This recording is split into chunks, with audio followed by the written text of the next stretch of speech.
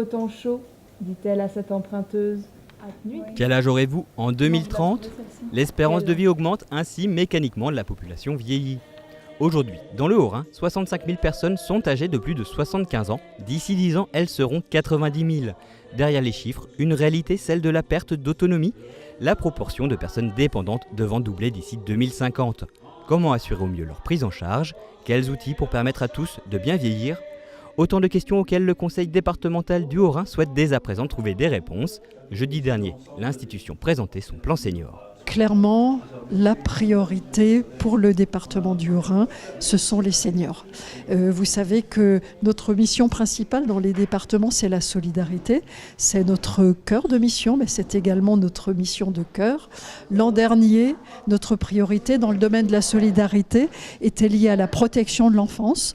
Nous avons l'an dernier recruté 15 personnes supplémentaires dans le domaine de la protection de l'enfance. Cette année et les années à venir, la priorité sera les seniors. Vous savez, notamment ceux qui font des revêtements de sol, ici on est en carrelage parce qu'on n'a pas voulu s'embêter avec ça. Pour le lancement du plan senior, c'est l'EHPAD de Soultzmatt qui a été choisi. Il faut dire que la structure a reçu un financement du département pour réaliser d'importants travaux.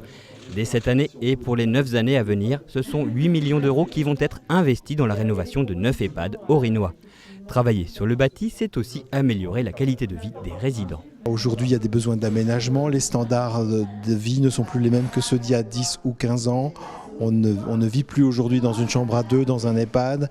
On a besoin d'aménager les douches, d'élargir les portes pour les accès aux personnes à mobilité réduite. Donc tous ces aménagements pourront être faits et les communes les attendaient depuis déjà un certain temps. Pouvoir rester chez soi le plus longtemps possible, c'est le désir de l'immense majorité des personnes âgées. Adapter son logement à une perte d'autonomie progressive, c'est possible. De nombreuses solutions existent sur le marché. Des financements peuvent même être débloqués pour soutenir les plus modestes. Ainsi, sur les 3 prochaines années, le Conseil départemental prévoit une enveloppe de 2 millions d'euros pour soutenir l'adaptation des logements.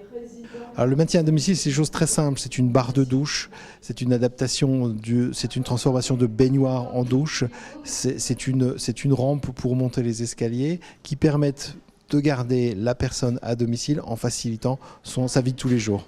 Ce sont des investissements qui sont compatibles avec le budget d'une famille. Jusqu'à présent, il fallait 3 dossiers, il fallait des mois, il fallait plusieurs guichets. Notre objectif, c'est de raccourcir la procédure, c'est de la simplifier et de l'accélérer de manière à pouvoir en faire bénéficier un plus grand nombre de personnes dans le département.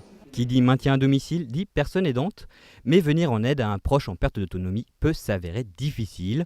Pour les aidants familiaux, gérer vie professionnelle, familiale et soins auprès d'un parent peut mener à des situations d'épuisement. Objectif du plan senior, aider les aidants.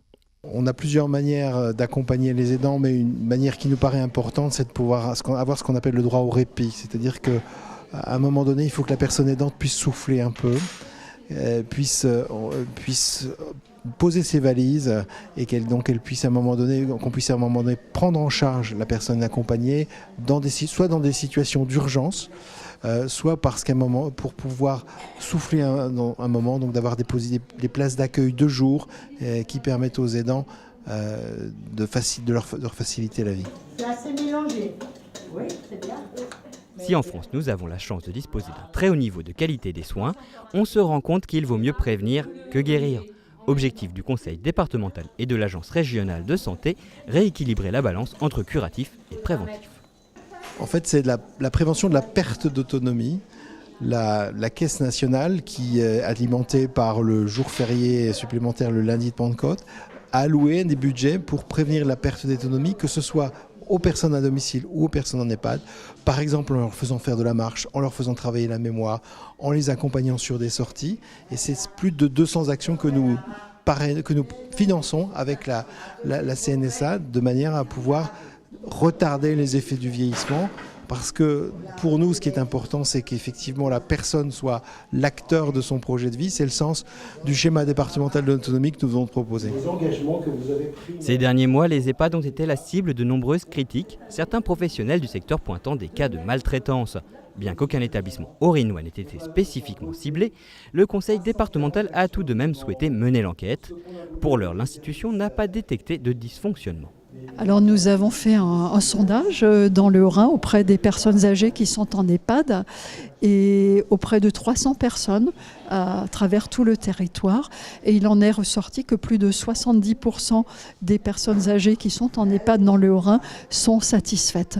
Les motifs, le cas échéant, d'insatisfaction sont notamment liés à l'alimentation qui est importante et ça veut dire qu'il y a des progrès à faire dans ce domaine.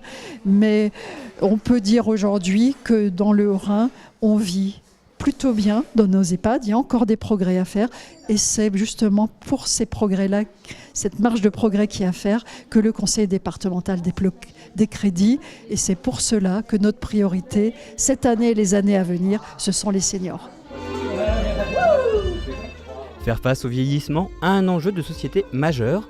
Au-delà de son soutien financier, c'est l'ensemble des citoyens que le conseil départemental souhaite mobiliser.